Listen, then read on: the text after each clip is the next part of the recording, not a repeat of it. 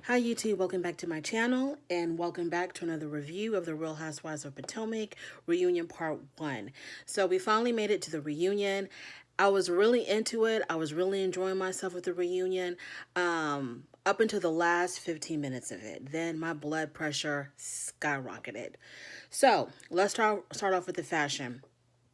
I guess this one, the theme was pink, pink goddess. Everybody had on some shade of pink. Everybody looked beautiful. I liked everybody's dress. Everybody's look was wonderful. I am not a fashionista. I'm not a fashion critic, so I cannot break down the hair, the makeup, the shoes, and all of that. I can't do that. Just overall, I thought everybody was beautiful. If I had to rank from what I liked the most to what I liked the least, and what I liked the least, I still liked a lot, I would probably say Ashley was my favorite dress, and then Mia, and then Wendy, and then Candace, and then Robin, Karen, and then Giselle. Or maybe even Karen last and Giselle before Karen. Giselle's look was nice, but it was a little bit mother of the bride for me, a little bit too matronly. Karen's look was really nice. I think she was the only one. I think her dress had I think she had a short dress, a short length dress, where everybody else had long gowns. Hers was short, which I thought was very fresh for her. And I just didn't like the mesh on top. It was just too meshy for me on top. They started talking about Giselle's fashion, and Candace had said that, you know, what works for Giselle really doesn't work for everybody else. And Giselle was like, right, you're right. Just like what works for you doesn't work for me.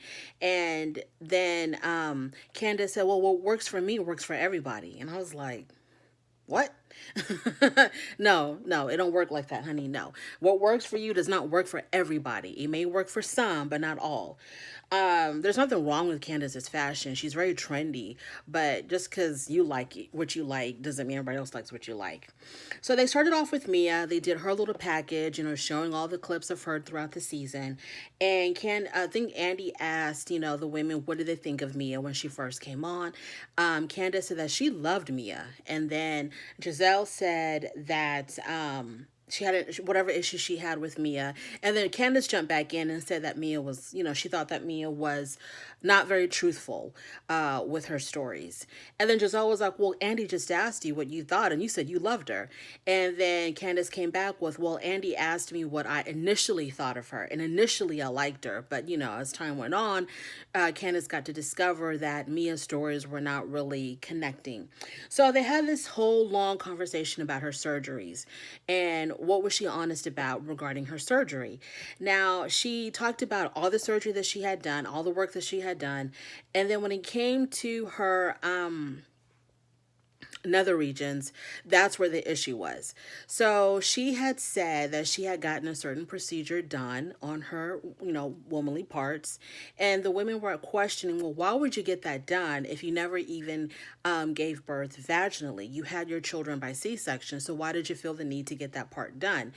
And she said something about, you know, she just wanted to get it done. That's what she wanted. That's what she did. So they were kind of questioning, you know, what was wrong with you there that you had to get it. My thing is this: just say what y'all want to say. Y'all want to imply, or y'all want to come out and say, but y'all won't, that maybe she had to get certain things refreshed, maybe because they were kind of worn out, maybe because of what she did as a profession. I think that's what the women were trying to come out and say, but didn't want to come out and say it. Because why else would you want? I mean, but then again, maybe she was born with something that wasn't right, or something that she just wasn't comfortable with, and she wanted to get it fixed. So, you know, that's that. That's her business, her prerogative. But I feel like the women wanted to imply that maybe she got things done because of, you know, her being a stripper and possibly providing other services to the men that frequented the establishment that she worked at. That maybe because of her alleged profession, she may things had gotten beaten to the core, and she had to get some things, you know, tightened up and freshened up. So I think that's what the women were implying. She says she fell in love with Gordon. When she first met him, she didn't really care for him.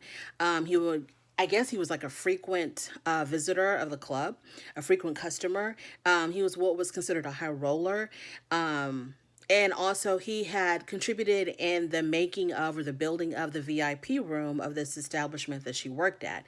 And, all of his money, I guess, really didn't impress her. She wasn't really attracted to him physically, but because he was contributing a lot to the relief efforts in Haiti after Haiti got hit by the hurricane, that's when she decided that he had a heart, and she fell in love with him because he was just such a nice, giving, compassionate person. And that's the reason why she fell in love with Gordon.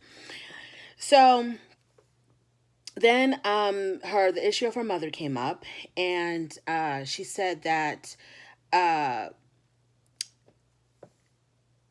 she said that her mom, I guess they asked her, so what did your mom think about the things that Candace had said about her? And Mia said that her mom was just going to pray for Candace.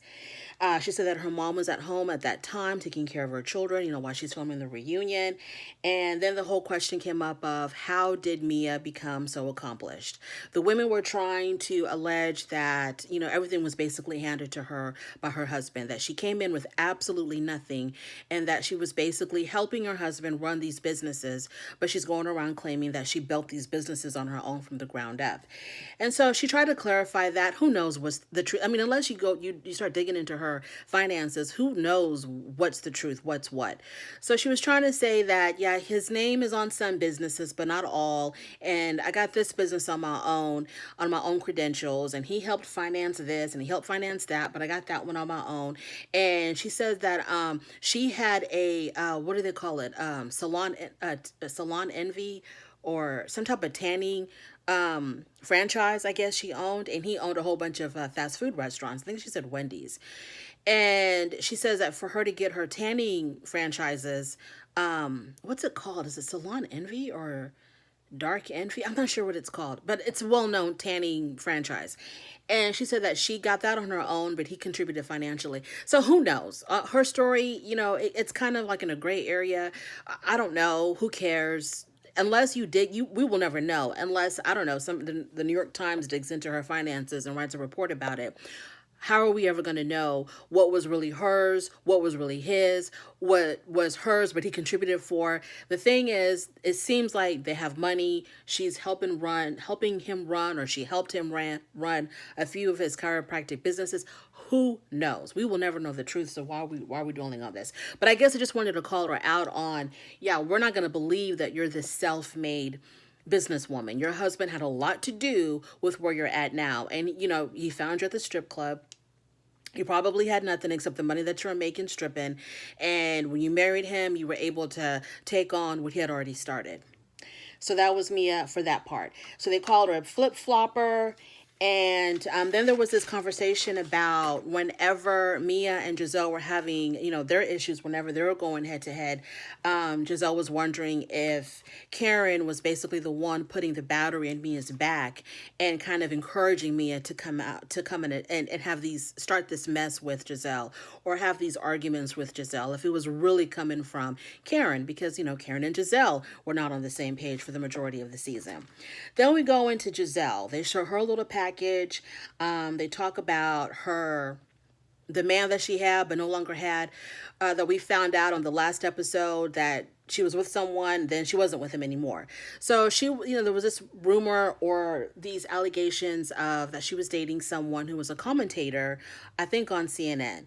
And because Wendy's a commentator on the same network, she must have known exactly who Giselle was dating. So Wendy said that she knew of someone who claimed that they were dating Giselle. And I don't know if it was the same person that she mentioned on that last episode to Juan, or if it was someone else. Because, it was like she was dating someone and then she wasn't. And then she's dating someone else. And so I'm not sure exactly who they were talking about. I'm assuming it's the one that she mentioned in that last episode, because that's the one that the producer was asking if he was a commentator, if he had access to the White House. And Wendy said that it was Van Jones. I don't watch CNN like that, so I had to Google him. I had to figure out who he was. And so Wendy said that, I guess it was Wendy or Andy, someone had brought up the guy's name, that it was this commentator named Van Jones. I guess he's a very well-known commentator on CNN. And Wendy said that, yeah, I don't know if it was him or not, but she said that Giselle was not Van Jones' type. So when I Googled him and I saw his ex-wife is white. And so when she said that, oh, because this was around the time when she said it, when I Googled the wife, and I was like, oh, so she means that because Giselle's not white, that's why he's not her type. But then Wendy came back and said, Giselle's not his type because he likes women who have integrity. Ain't that something? So it wasn't really clear to me. It wasn't. Maybe to everybody else it was, but wasn't really clear to me if it was actually that guy that she was dating, this Van Jones guy. Anyways, if it was, she's not with him anymore. She's moved on. Then they talked about her house, whether or not it's coming together. Robin said that it is coming together. Her house, I guess, kind of looked kind of hodgepodgey. Like, it really wasn't all, whatever addition she was adding really wasn't meshing with the rest of the house. And we know the interior was kind of crazy. So Robin said that, from the last time that she saw it, it looked like everything was coming together. The motif was kind of gelling, and who knows. Grace finally passed her driver's test. It took her only 5 times. And then Andy asked Giselle, where did she get these horrible driving skills from? Is it from you or is it from Jamal? And of course, this was a segue to dig a little bit deeper into Jamal and Giselle's relationship. And Giselle said that she gets her driving skills. Her daughter gets her driving skills from Jamal. So then it comes up, exactly when did you break up with Jamal?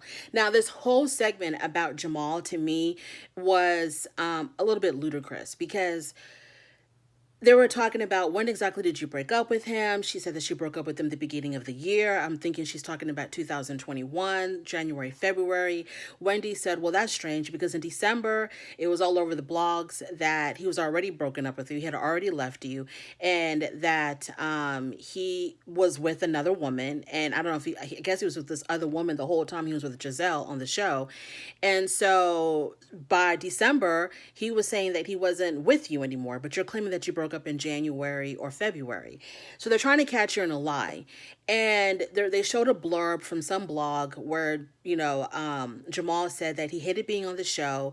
Obviously, he hated whatever was in Monique's binder that she brought at last year's reunion, because that was the evidence that Monique alleged that she had regarding Jamal not being faithful to Giselle, that he was seeing other women.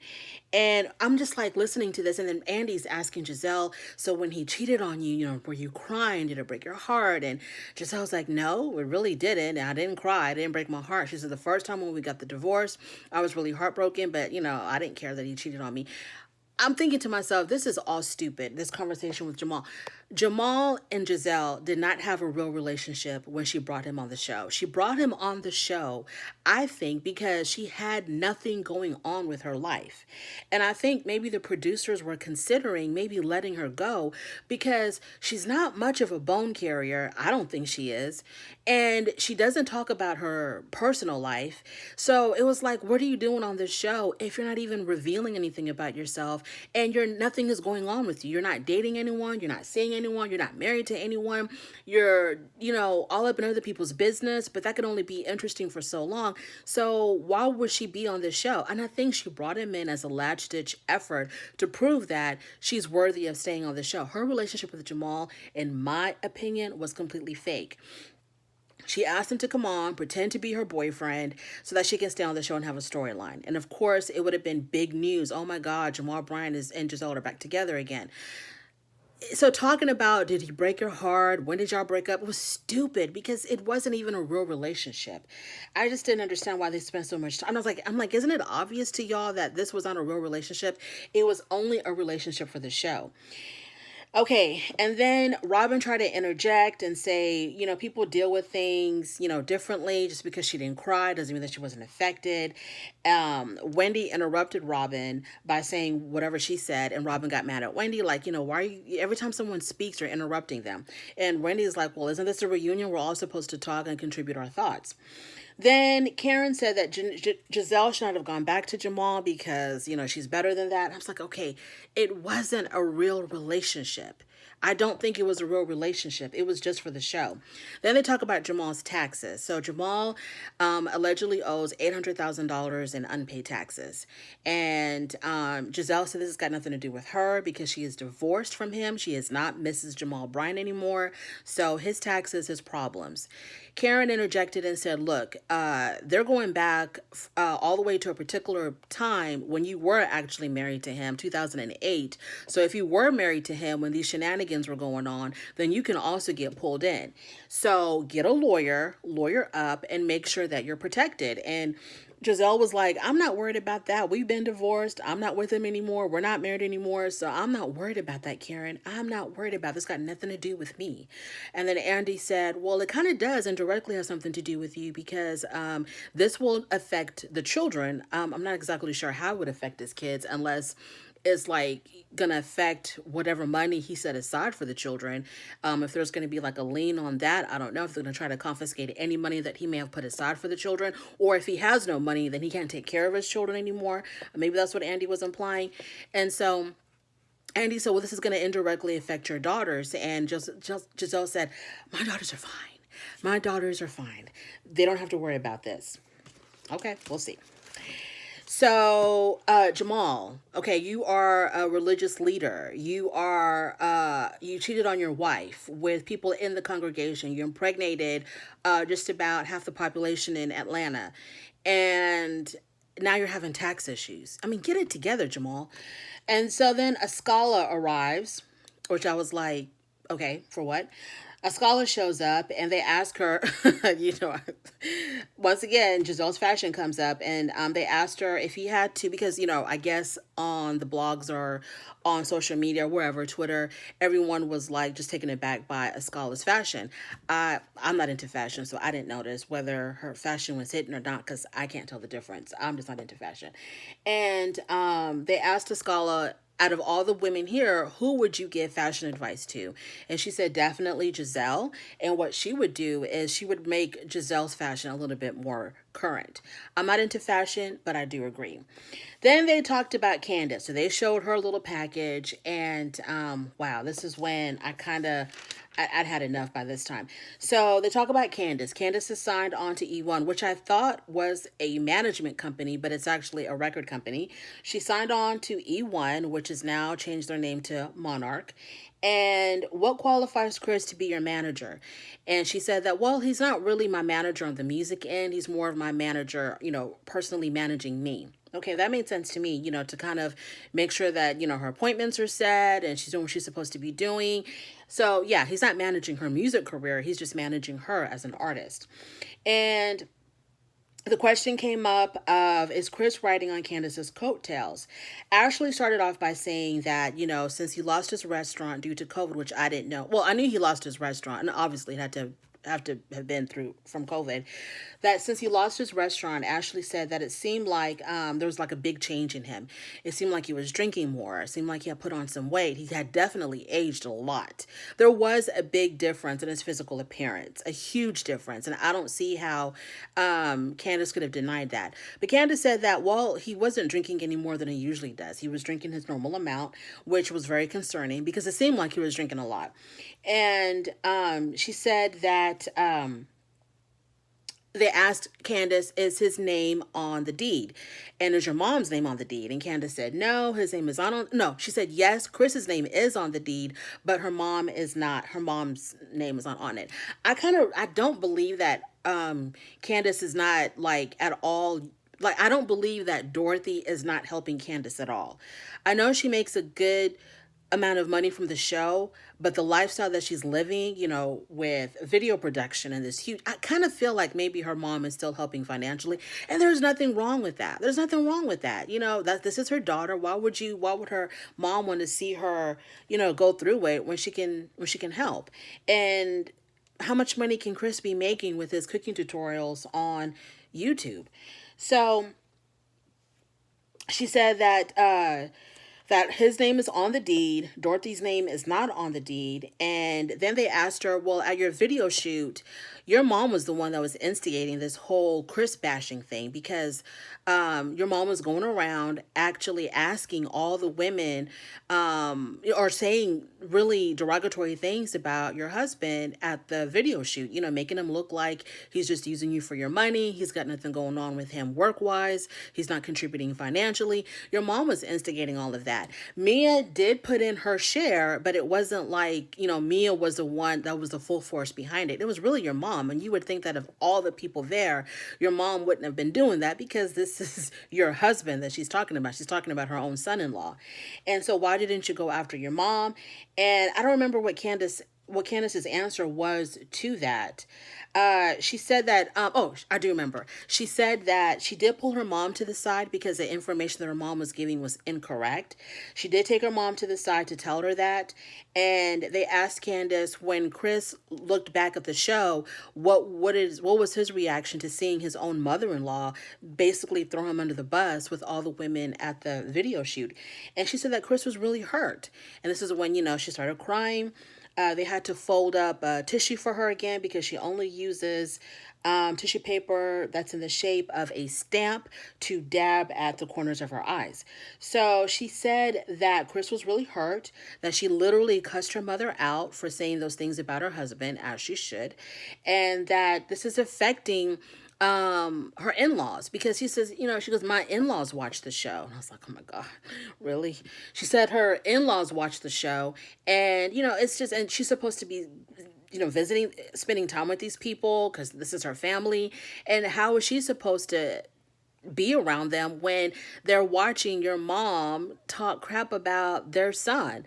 So yeah, Dot is out of control. I don't understand Dot is really out of control. And I feel like the reason why Candace is as angry as she is, and the reason why she lashes out as much as she does and as viciously as she does, has got a lot to do with her unresolved issues with her mother. That is what I believe. And I think that as long as, I don't know what's going to fix it. I'm not a therapist, but I think that is the reason why she's as vicious as she is with that mouth of hers. It's because of her mom. Maybe she learned it from her mom, or maybe because of that. I don't know, but it's got something to do with that relationship with her, because her mom is so vicious as well. To be on national television, to talk crap about your own son-in-law, no matter how you feel about him, you don't put that out there on Front Street. This is still your daughter's husband. Your daughter still has to deal with this man and his family and his children. And here you are just dragging him through the mud like he's a complete bum, and he's not. He may not be doing what you want him to do, what you expect him to do, but he's doing what he can do. And it's not bothering Candace, so why is it bothering Dot? Unless because he's not contributing as much, Dot feels like, well, if you would take care of your wife, I wouldn't have to. Maybe that's why she's got an issue with Chris. So Mia said, okay, Candace, she cussed her mother out about what the mom said about Chris on TV. And then, Mia, why did you say that Candace's video shoot was low budget? And Mia said that, well, when I arrived, I expected to have been greeted by someone, and, like, what are you talking about? This is a video shoot. This isn't the Ritz-Carlton. What do you mean you expected to be greeted by who? So, Candace got upset, and she told Mia, and Candace had the right to be upset about that comment. And Candace said, well, look, you were coming to a video shoot. You were an extra on a video shoot. So I don't understand what kind of red carpet treatment you're talking about. The goal was to get the shoot done. It wasn't about, offering hors d'oeuvres to people and, making sure that your wine glass is full. It wasn't about that. It was about getting a job done. And that's what we did. And that was the purpose of the video shoot.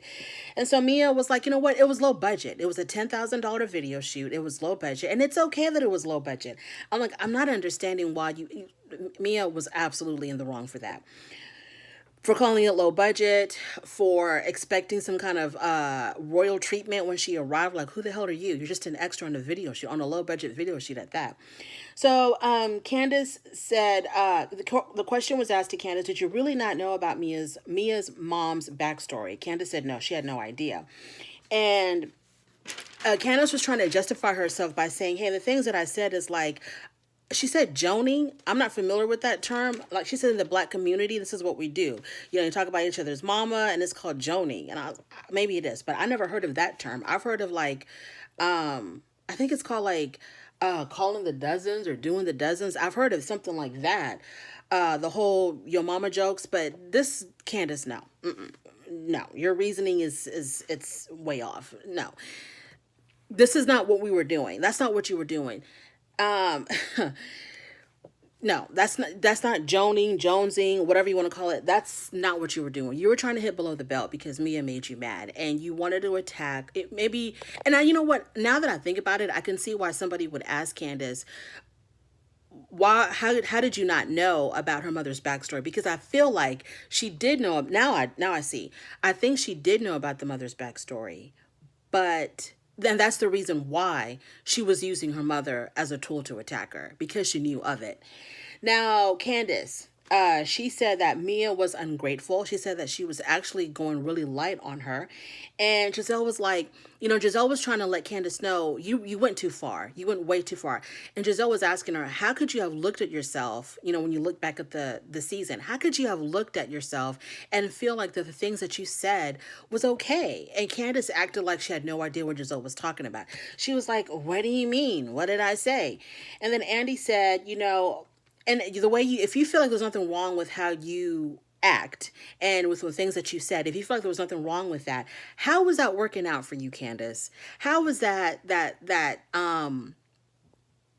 vicious tongue of yours, how is that working out for you? Because when you look at it, this is what she's been through. She had the issue with Ashley, throwing knives at Ashley. She had the issue with Monique, almost got her weave pulled out of her head.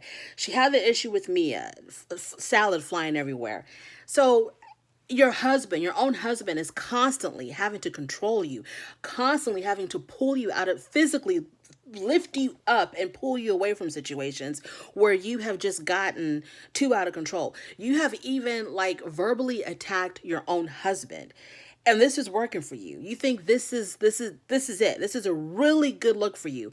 And you're trying to be a music artist, just trying to push your music out there, and you want record executives and, whoever else to like be okay with this. Anyways, moving on. So, Andy was like, why do I wake up every morning with tweets saying, fire her, referring to Candace? And Candace was like, well, they also tell you to fire her and her. And Andy's like, no, you don't understand. It's different with you because they want you gone because of your uncontrollable mouth, because of the things that you say. She does say very vicious, hurtful, ugly things to her castmates, and she feels justified by doing that because she says, I'm the one that's being attacked. I'm not the one doing the attacking. I'm the one that's being attacked. Giselle said that in that situation with Mia, if Mia would have clocked you because of what she had said about her mom and all of that, Giselle said if she would have clocked you, Giselle was like kind of indicating like, hey, I would have been fine with that. You would have deserved it. You would have definitely deserved it. And Candace says that I'm not the one to blame for the whole. Okay, so Mia had said that because of the things that Candace had said about her mom, that her mom could have relapsed, and Candace had an issue with that, and so she brought that up, and she was like, first of all, the whole relapse comment, you should not be blaming me if your mom was to relapse, because whatever I said would have nothing to do with that. You're the one that brought your mom on this show and paraded her around, and you used her for a storyline. That's the only reason why you brought your mom on this show, and how dare you do that to your mom? And Mia was like, no, sweetheart, you got it all wrong. I brought my mom to the show because she wanted to be on the show, and she wanted to be on the show because she had a story to tell. And I saw nothing wrong with Mia's mom being on the show. I don't know if that was her ultimate goal, is just to parade her around for a storyline, but it served good for her mom to be on the show because it shows, and I'm pretty sure it gave a lot of people hope that, especially people who are in recovery or who are trying to recover, that it's possible that you can do it. Her mom had been through a lot. She's been in prison. She messed up her relationship with her daughter. Her mom has been through a lot, and she was still to come out on the other side. And it's still a struggle for her, but she was able to come out on the other side. She's rebuilding her relationship with her daughter. She is building a relationship with her grandchildren. So to me, I thought that her storyline was fantastic. It was a good storyline. It was a positive storyline. And I saw nothing wrong with that. And so if she were to relapse, maybe she could have, the whole thing of being on this very popular show and being famous, and now you're going to be subject to all of this criticism from the internet. Maybe I can see that affecting her, but I don't think that Mia put a gun to her mom's head and forced her to be on this show because, oh, my mom is a recovering drug addict, let me force her to be on this show so I can have a storyline. Mia and Gordon is enough. That's enough of a storyline. Okay, that was enough of a storyline. So I don't think she dragged her mom on the show for a storyline. I think her mom probably volunteered to want to be on, wanted to be on it, and Mia was like, okay, fine, we can do it. And there was nothing wrong with that, Candace. You saying that her own daughter would have been the cause of her relapsing because she brought her on the show, I mean, that was reaching. And so, yeah, that was the end of that. So Candace aggravated the heck out of me. Chris, this is what you chose, right? This is what you chose. This is what you like. Just be prepared. Be prepared with Candace and her reckless tongue, and be prepared with Dot and her reckless tongue. This is what you signed up for. I wish you all the luck in the world. And so if you made it this far in my review, I appreciate you more than you'll ever know. Thank you so much for joining me and for clicking on my video. For every click that I get, every watch that I get, every like that I get, every comment that I get, I appreciate it so much. And please join me again next time, and I will talk to you later. Oh, don't forget to like, comment, and subscribe. Thank you.